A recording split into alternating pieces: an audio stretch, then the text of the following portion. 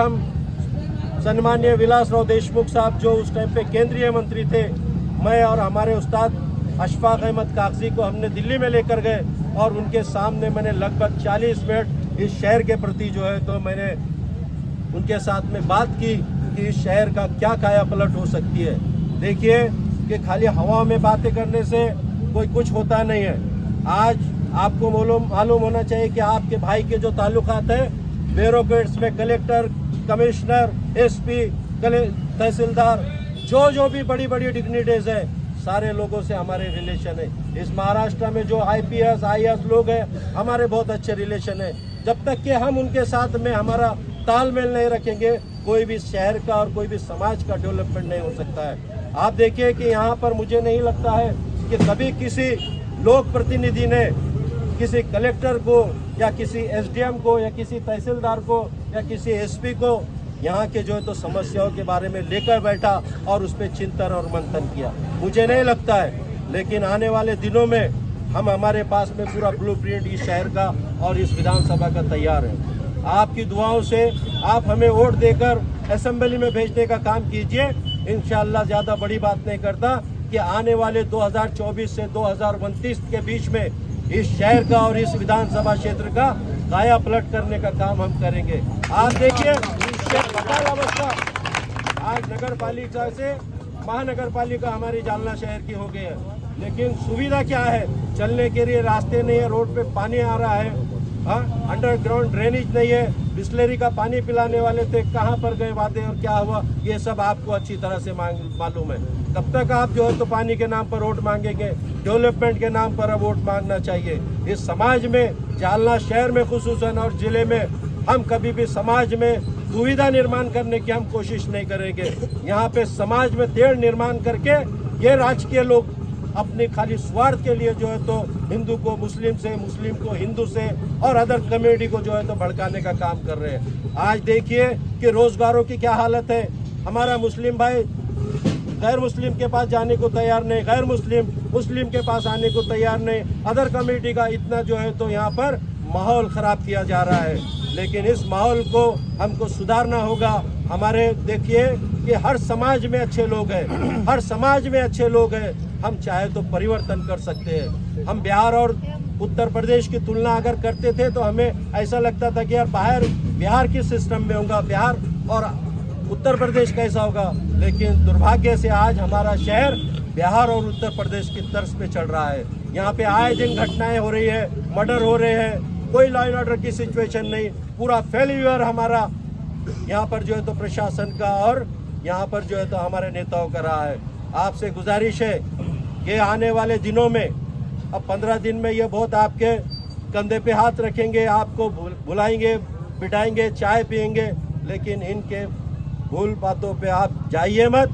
आने वाले समय में मेरी जो निशानी रहेंगी इंशाल्लाह हम आपको 4 तारीख के बाद बताएंगे।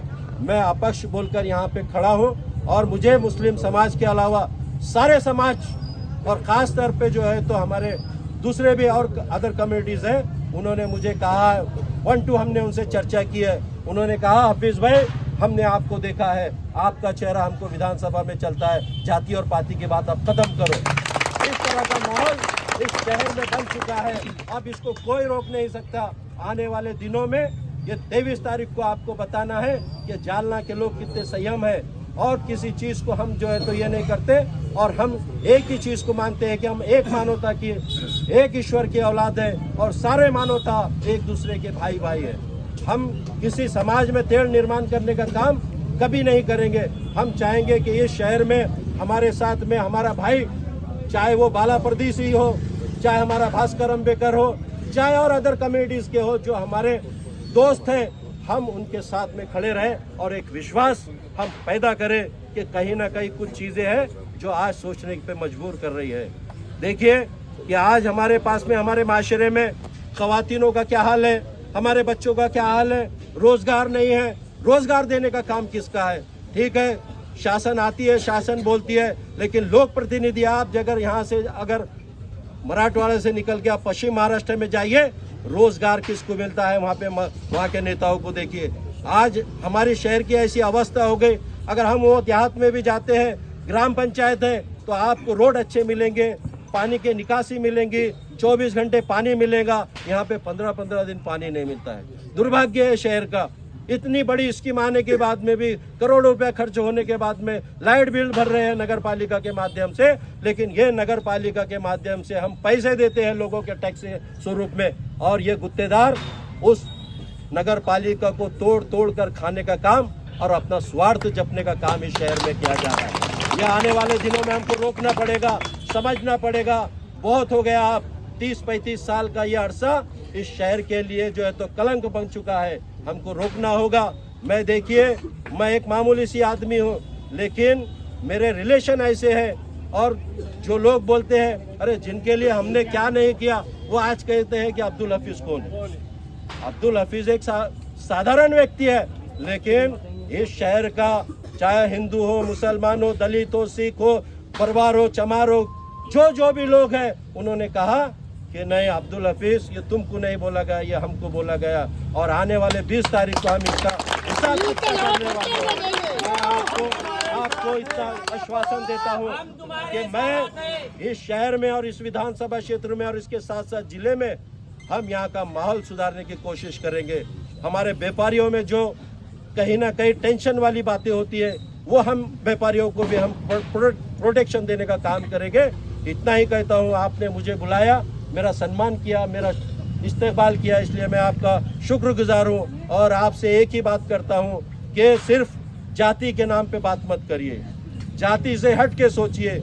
इस शहर में 95%, 99% लोग अच्छे हैं, 1% हर समाज में खराब व्यक्ति रहता है, लेकिन उसी की बदौलत 20 तारीख को और 23 तारीख को रिजल्ट आप देखेंगे, अब्दुल हफीज यहाँ से कामयाब होने वाला है। कहता हूँ और अपनी जगह लेता हूँ। जय हिंद, जय महाराष्ट्र।